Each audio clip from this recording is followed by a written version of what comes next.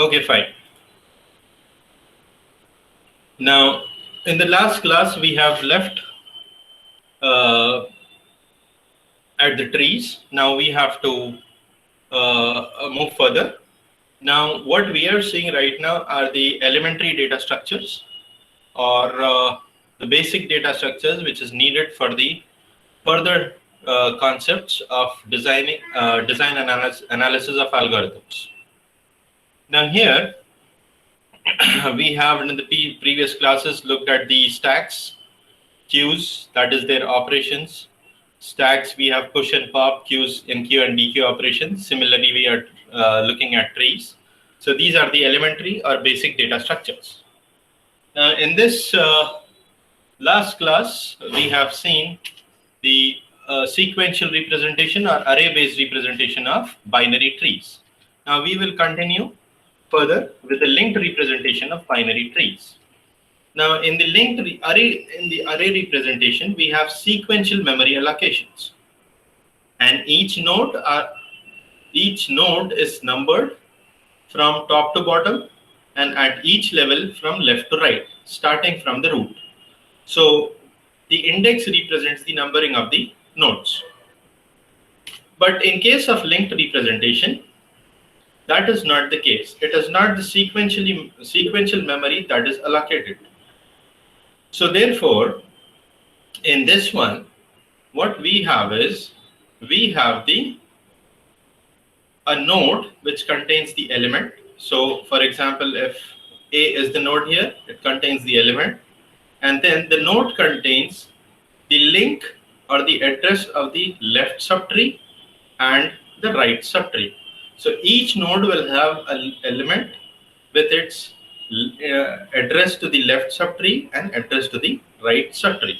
So if you look at this example of this tree, A is the root node, so we have A, and then B is the left child of A. So there is a link between node A to node B. Then similarly, C is the right child, so we have the link to node C as the right child of node A. Now this process continues, and at the end, if you see, for example, the node H and node I, they both are leaf nodes, as well as node E, node F, and node G. So the leaf nodes left and right address will be null.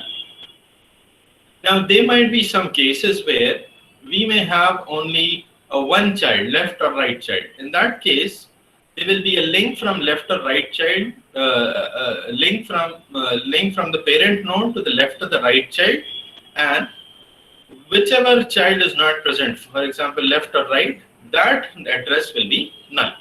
So this is the linked representation of binary trees.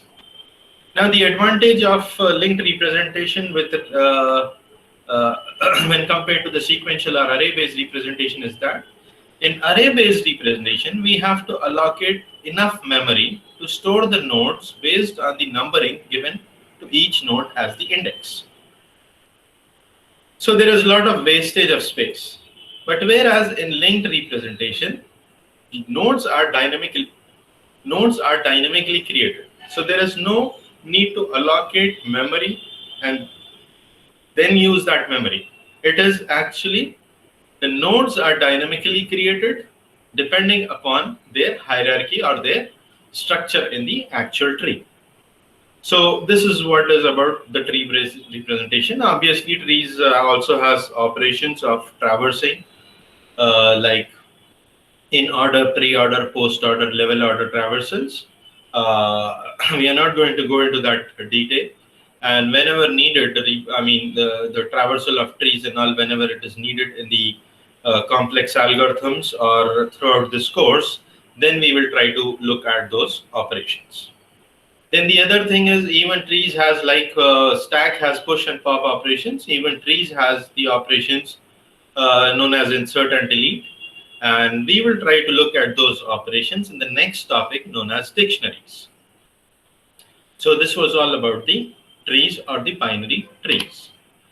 Now, the next elementary data structure which we are going to see is the dictionary. Now, dictionary, this is not a new data structure.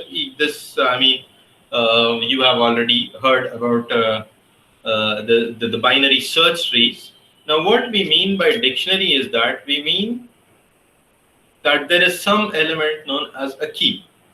So that is why in this course, design analysis of algorithms, we club the binary search trees in terms of dictionaries, because binary search trees work on some keys and dictionary uses keys. There is some uniqueness in the elements.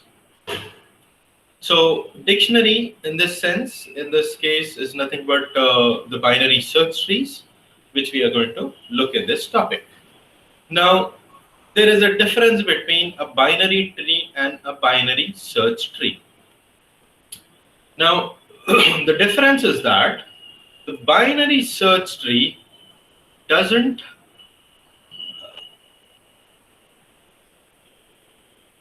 okay. Anyway, the difference is that the binary search tree only concentrates about whether there are two nodes or a single node or no node. That means a node in a binary tree may at most have two children. The binary search tree also works on the same concept. That is, it have at most two children. At most two children. Now here, the concept of binary search trees is that a left child is always less than its parent, and right child is always greater than its parent. And one more thing what we have is there are no duplicate elements in binary search trees. Remember that. There are no duplicate elements in binary search trees. The rest of the concepts are same as binary trees, except that in binary search trees, the left child is left child is always less than its parent, and the right child is always greater than its parent. So if you look at this tree, we have, starting with node 20 as the root, what we have is 15 is the left child, 15 is less than 20, and 25 is greater than 20. So at this stage, this is a binary search tree. Now we have to move further, because every node should satisfy that property, except obviously the leaf nodes. So when we look at node 15, node 12 is less than node 15, so it's fine, this property is met.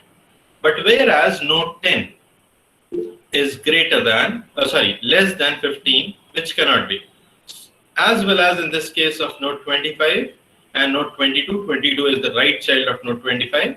So this does not satisfy the property of binary search tree. So this tree is, though it's a binary tree, but it's not a binary search tree. Now let us look at another example. Let us look at this example. We have node 30 as the root. Node 5 is less than node 30, so this left side property is satisfied. Node 40 is greater than node 30, so right side property is satisfied. Now coming to node 5, node 2 is left child and it is less than, so this property is satisfied. So every node is satisfied that property of a binary search tree. So this tree we can call it as a binary search tree. Now what about this tree? Is it a binary search tree? Node 60 we have, there are no left subtree or left child for node 60, but whereas node 70 is the right child, so node 70 is greater than node 60, so it's this property of a binary search tree is satisfied at this level.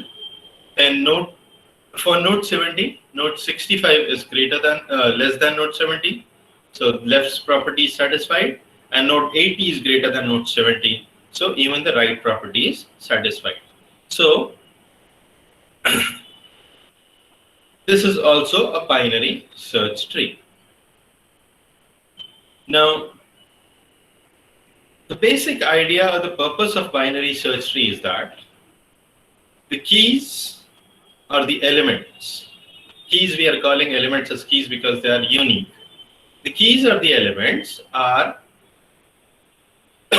in such an order that the left child is always less than the root, or it's sorry, not root, its parent, and right child is greater than its parent. That is why we are calling, they are unique elements, we are calling it as keys, and that is the property of the binary search tree. Then the purpose, we call them as search because it is very easy to search the nodes or the keys in the binary search tree because of its property. So that is why the searching, what we say, it we can efficiently search any element, whether it's present in the tree or not.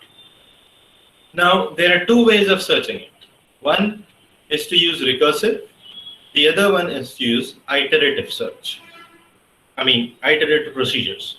Now, what you are looking at what you are looking at this stage at this algorithm is a recursive algorithm to search an element. Now, let us try to search element 10. So what happens is, this T is the entire tree what we pass to this algorithm, and X is the element we are trying to search, that is the key. In this case, let us assume that it is element 10. Let us say X is 10. That's the element we are trying to search. Now, it starts from T. Obviously, T is representing the root, or the entire tree. So what that means is T represents the root, or it has the address of the root. Then we first need to check with it, is the tree empty? That means if T is equal to 0, that means there are no elements, and then we just return 0. Now this condition, T equal to 0, is at the first instance used to say that whether there is any elements in the tree or not. And the other thing is, this condition is known as the base condition for our recursive calls. Now this base condition will be evaluated each time a recursive call is made. So initially, T is not null, it's pointing to node 20. Now, the next statement what we check, obviously this is not true, T is not 0. So we come to the else if. In the else if, X, which is 10, is equal to T of data, that is equal to 20. Data is 20, that is data stored inside the node. Now, even this is not true. So we look at the next else if statement, the condition, X is less than T of data. That is 10 is less than 20. Obviously 10 is less than 20, so this condition is true. So therefore, we make a recursive call. That is, we are calling this search algorithm again, passing the root's left child, and obviously the element 10 which we are trying to search. So T arrow L child is the left child. So T now will be pointing to this node. T will now be pointing to this node. Just a second.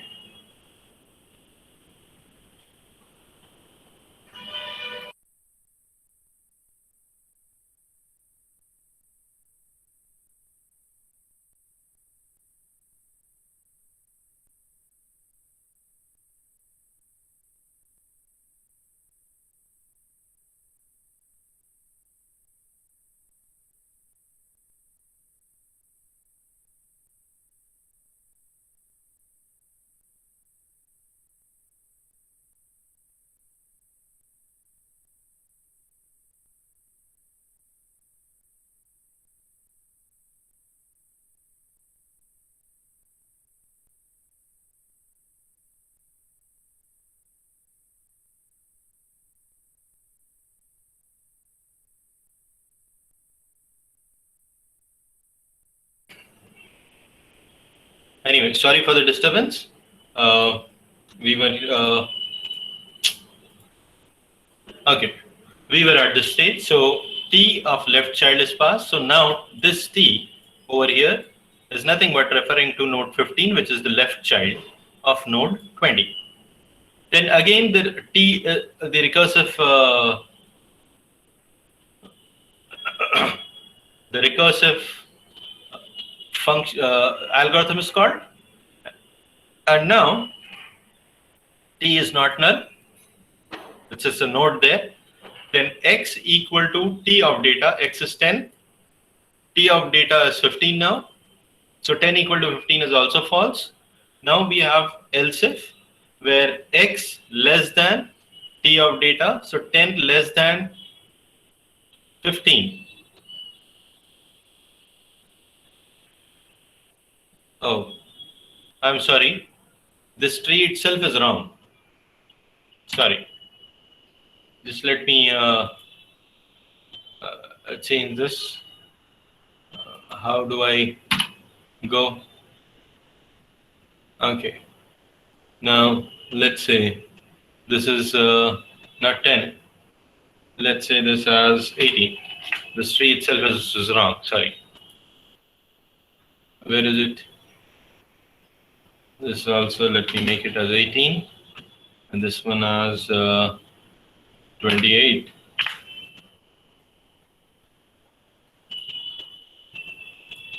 This is 18. This is as 28. This has 18. This has 28.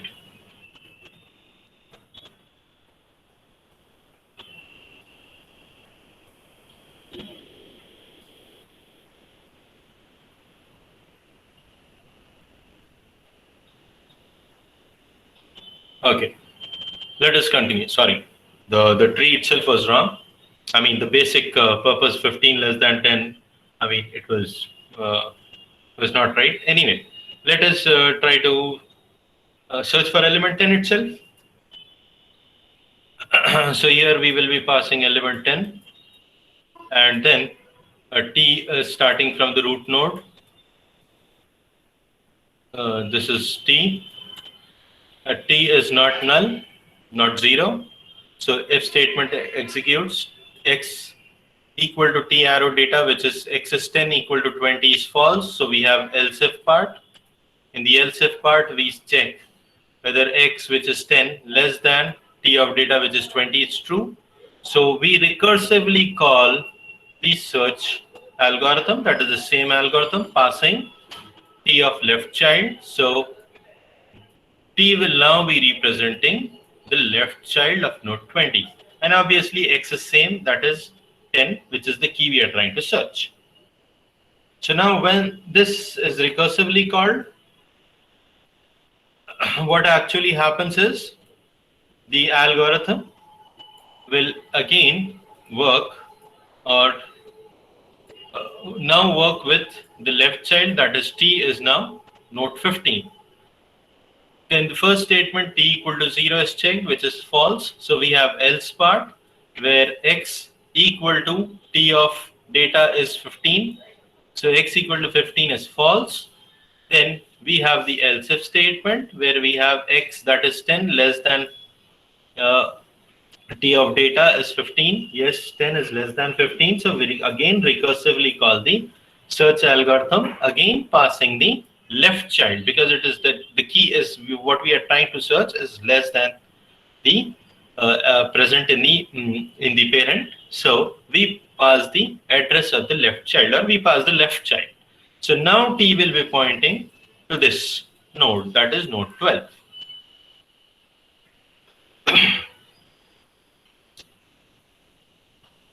Then when it is pointing to node 12, again what happens is t is not null, it's checked, that's false. There is a node which is 12.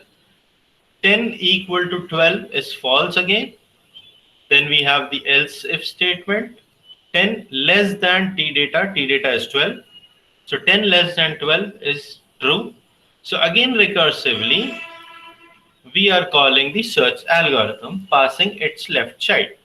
So t will now be pointing to somewhere over here as which is the left child of node 12.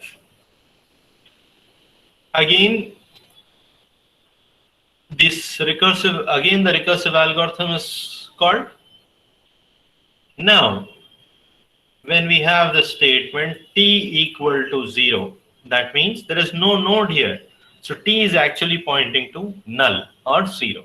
When there is no node, t is pointing to null or 0, we return 0, which means that the no key, that is 10, which we are trying to search, is not present in this binary search tree. Now, similarly, if we try to search for element, let's say 18, element 18 recursively starts from t, and then we don't, at this stage, we check if 18 is less than, equal to 20, it's not. So we move to the left child. We check here if 15 is, if 18 is less than 15, which is false. So we move to this else part where we, it's obviously if it's false, what we do is we recursively call the search algorithm passing the right child. So t will now be pointing to this node, which is 18. Then it's recursive, the algorithm is recursively called. So once it is recursively called,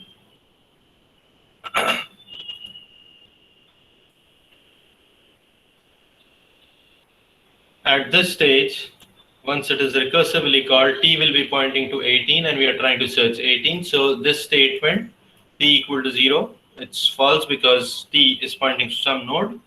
Then x, which is 18, in this case our search key, equal to t arrow data, which is 18, is true. So we return the node, that is we return tree, saying that the element is found at that address or at that node. So this is how a binary search can be performed, or binary search tree can perform searching. Looking at the left child, first looking at the root, if it's present or not, then looking at the left subtree or searching in the left subtree or searching in the right subtree depending upon the condition, and then finally at the leaf node level. At the last level, a node may be found or may not be found. That is, it may be accessing or it may be referring to a null node. So that's how the binary search operation in binary search tree works, and this is what is the recursive process. Now, same way we have the iterative process. In the iterative process, we try to make use of a variable found known as false, and t equal to tree, that is this whole tree. We are saying that it's represented using the root node, and then we check while t not null, like we checked in while t equal to 0, we return 0. So, if t equal to 0, we return 0. Here we are making use of a while loop because it's a recursive call. And if t is not null and not found, suppose if it is found, then there is no need to repeat this while loop. So we check if not found. Then we first check whether x is equal to the data, that is the key is equal to the data which is present in the node. If this is true, then we say found true, that is we found the element. Else, if we check, the conditions are same. If you observe the recursive algorithm and this algorithm, conditions are same. If x is less than the data present in the node, then we move t to the left child. T is moved to the left child. Else, that means the key is greater than the element in the node, so we move t to the right subtree or the right child. So this while loop will continue until we find the element or t becomes null. So when t becomes null, the while loop terminates, and we say if it is not found, we return 0, else we return t. Now this part obviously it's not needed actually, but anyway, as per the formal algorithm, we have to have this part, because if it is found, uh,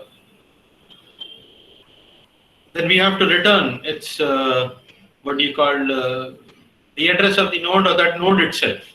So here we are just saying that if it's found be true, and once this becomes true, then while loop, we come out of the while loop, and if it's not found, we are returning 0. If it's found, we are returning t, that is the node itself. So this way, the binary search tree performs the search operation using iterative or the recursive methods or approaches.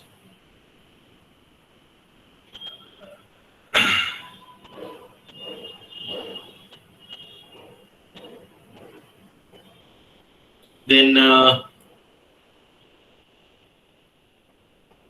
this is the same algorithm what we have. Anyway, now let us look at the inserting an element to binary search tree. This is one of the most, again, important operation that has to be performed on binary search trees. Now, we had looked at the search operation before inserting or before creating a tree itself. That was because to insert a node, we actually perform the search operation and search for the place where that node can be inserted. So that is the reason we saw the search operation before actually inserting the nodes or creating the tree itself for the a binary search, creating the binary search tree itself. Now in this case, if you look at this tree, it's already, have some elements or keys, and this satisfies the property, or this is the binary search tree itself. Now let us look at inserting an element. Let's say element 80, element 80 in the binary search tree.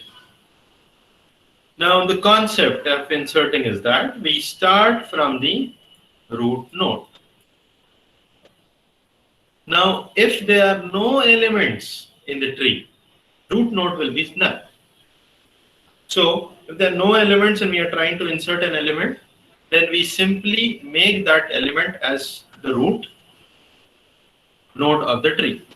If there are no elements and we are trying to insert an element, there is no need to search because there are no elements. So we make that element as the root node itself.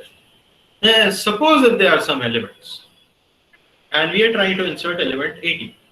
So what we do is we start from the root node, that is, in this case, it's node 30. Check whether the element which we are inserting, that is element 80, is equal to that node or not. If it is equal, that means we cannot insert that node. Why? Because binary search trees has a property that they are unique elements in the binary tree. No duplicates, unique elements. So we check if it is equal to that element. If it is equal, then we say we cannot be the element cannot be inserted. If it is less, then we traverse the the left subtree, and if it is greater, we traverse the right subtree.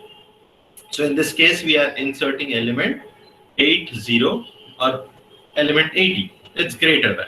So we move this t to its left child. Then, sorry, we move t to not left child, sorry, right side, because it's greater than right child.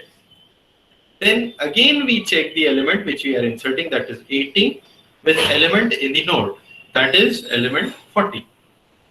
Is it greater? Is it equal to? No. Is it less than? No. It is greater than. So that means this t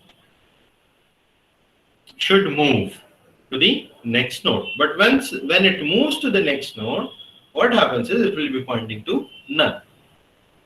So what we do is, initially we start with t, let's say p, let's say t itself. Okay, we will have another variable as pt, which will also be pointing to the root node. Then we check whether the key 80 is equal to or less than or greater than. In this case, it is greater than. If it is less than, then we will move t to the left child. But it is greater than, so we are moving t to the right child. Now, we are comparing again with 40, so pt remains as it is at this place itself. Now, when we compare this 40 equal to, less than, or greater than, if it's less than, we will move the element 80 which we are inserting is less than, we will move t to the left subtree as a left child, left node. Or if it is greater than, we will move to the right. Now it is greater than. So what we do is, we move t to the right subtree, right child, and we move pt. We were using two variables, 2 pointers, pt. We move pt to t, or we make t as pt and then move t to the right child. So pt will be pointing to parent, t will be pointing to the child, though there is no child over here. Now again we compare, but there is no element here. So that means we found the position where 80 has to be inserted. So where should it be inserted? It should be inserted as a child of node pt. The while loop terminates here because the t has reached to null. So because we will be doing using a while loop, so we'll reach t when t reaches null, it stops, and pt will be pointing to the node or the place where the node 80 has to be inserted as the left or the right child. Then once we find this element outside the loop, because loop will be used to traverse to the last level of the tree, outside the loop, what we do is we will try to check if 80 is less than 40. If it is less, it will be the right child, left child. If it is greater than 40, the element we are trying to insert, that is 80, then it will be the right child. So in this case, it's the right child. So element 80 will be inserted as the right child of this node. So element 80, which we are trying to insert it, is the inserted the right child of node 40. Similarly, if element 35 is there, suppose we are trying to insert 35, then where will it get inserted? 35 is greater than 30, so obviously we may need to move to the right side or right subtree. Then we check again with 40. 35 is less than 40, so we have to move to the left side.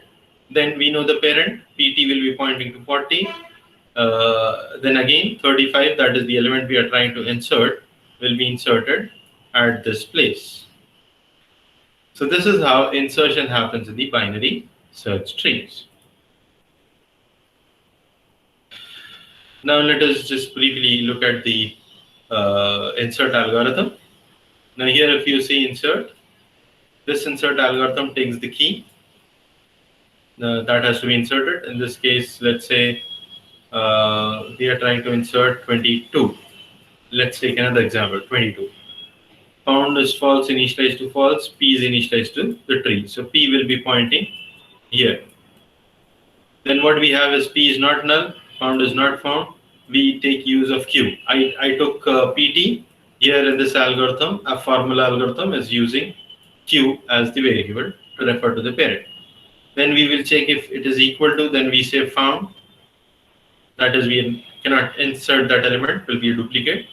Else, if it's less than, we move to the left subtree. If it is, else, we move to the right subtree. So in this case, 22 is greater than 20. So P, look at here, P equal to P arrow R. So only P is moving at this point. P is moving. Then we check while P is not null. Then Q is assigned P. So now Q will not be pointing here. Q will be coming to this node. So it will be pointing to this node, that is 25. Then we say is equal to, no. Less than, yes. So P will move to right side. So P will be moving here, and P will be pointing to the left child of node 25. P will be pointing to the left child of node 25. And again the loop executes. P null. Yes, P is null because there is no left child for node 25. P is null. So remember, Q has just moved till its parent. So Q will be pointing to the parent of P. Obviously, there is no node P, it's null, but Q will be pointing to the place where the node 22 which we are trying to insert, or the element 22 which we are trying to insert, will be placed. So then we check if it is found, because if found is true, that means we cannot insert, though that is not the case here. So we create a new node, and a new node is created. Left child of that node and right child of that node is null. X is assigned, which is the value 22. Then we check if tree is not null, because if tree is null, that means obviously there are no elements in the tree, and this tree becomes the root node. That is, else part will be executed, which P itself. This while loop will not execute if there are no elements, because P initially will be false. This loop will not execute. We have not found. This will not execute. Else we have a tree. We make that P itself as the node. The root node for that tree. So tree will be assigned P itself. That is the node itself. If it's null, so this new node will be there. So, but in this case, it's not that we are having elements. So the tree is not null. So we check if it is less than. If it is less than, we make Q arrow left child. This is Q. This node 25 is Q. Q arrow's left child as P. This node is P. So this P, we make this as P. Else we make at the right. So this is how insert algorithm will be functioning or will be running. Then let us look at the deletion. We have seen insertion. Let us look at deletion. Now inserting is easy. It takes the search, make use of the search procedure, and then insert the element to the left or the right child. In deletion, there is little complexity. Deletion is not that easy as insertion. In deletion, actually, we have three cases. We can delete the leaf node. That's very easy. It's the easiest case, deleting the leaf node. Now, when leaf node is deleted, when the leaf node is deleted, since it's there is no children because it's a leaf node, its parent's left or right child will be made as null. So for example, if we have this node 2, if we are trying to delete this node 2, there is no problem because there are no nodes to left or right. Just make the left child of node 5 as null. It's deleted. The second case is that a node may have a left subtree or a right subtree. For example, in this case itself, node 5, if you take it, it has left subtree as well as it has only left subtree. If you take node 40, it doesn't have a left subtree, but it has a right subtree. So the second case is trying to delete a node which has left subtree or a right subtree. This is a complicated case. Now, when, for example, let's say node 2 is the left child of node 5, and we are trying to delete node 5. When we are trying to delete node 5, we simply cannot delete this node, because if we delete this node, we will lose the reference to the left subtree of this node 30. So what we have to do is, we have to make, since it's a left child, we have to make the left child of node 30 as node 2. Then we will be able to delete node 5. Now why we have to make node 2 as the left child of node 30? Because node 5 which we are deleting, the node which we are deleting is the left child. So directly we can link the the child of this node to node 30. Then delete this node 5.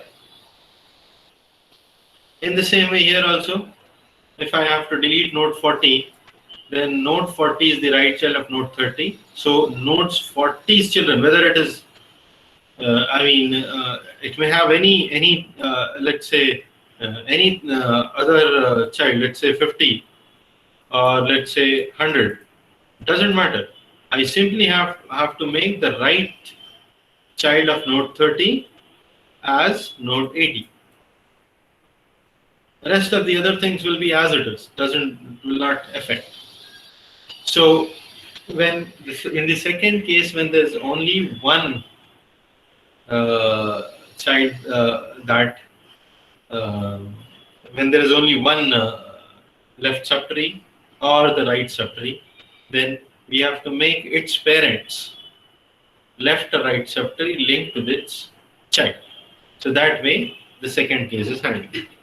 Now with regard to the third case, which is most complex. The third case is most complex. That is, you can see here node 30 in this case has got both left and the right subtree. So first case was deleting the leaf nodes where there is no children to the node which we are deleting. Second case was deleting a node where we have a left child or the right child, or left subtree or the right subtree. And the third case is deleting a node which has both left as well as right subtree, or both left as well as right child. And this is the most complicated case or most complicated scenario. So this case, or the last thing, we will try to take up in the next class, because it's already almost 11 o'clock. So we will try to take up this the third case of deleting in the next class. Now, if you have any questions, then let me clear.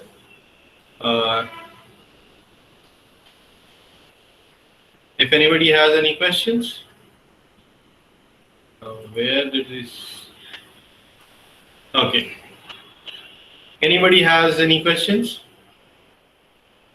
These are the elementary data structures which we are seeing.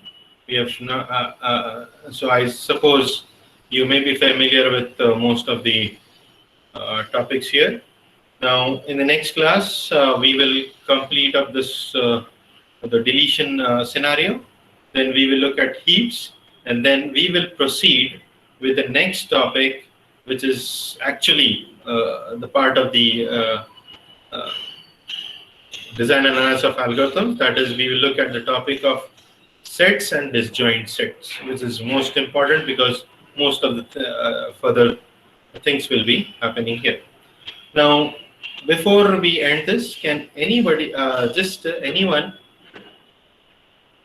type your full roll number, because I want to know which year you people are. Is it 18 batch? 160418? Just anybody, just in the chat box, just type your full roll number, because I want to. I have to create the Google Classroom, and I don't know which. So you people are from 18 batch. Is it fine? 18 batch. Okay then. I will be creating Google Classroom soon, and then we'll invite all this 18 batch students to this to that classroom. Anyway, if any questions, just type in the message, or we can end this class now, and we'll meet in the next on Tuesday's class.